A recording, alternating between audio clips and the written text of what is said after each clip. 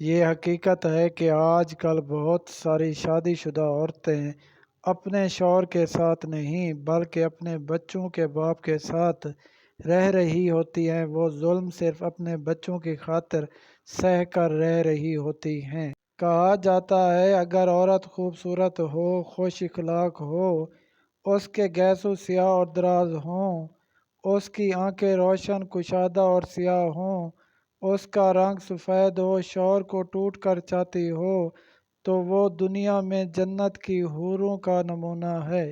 انسان اپنی صفائی برقرار رکھنے کے لیے وقت کے ساتھ ساتھ اپنے کپڑے بدلتا رہتا ہے، جبکہ وہ اپنے کپڑوں سے زیادہ گندے خیالات رکھتا ہے، اور اس سے بھی زیادہ عجیب بات یہ ہے کہ وہ ان کا دفاع کرتا ہے۔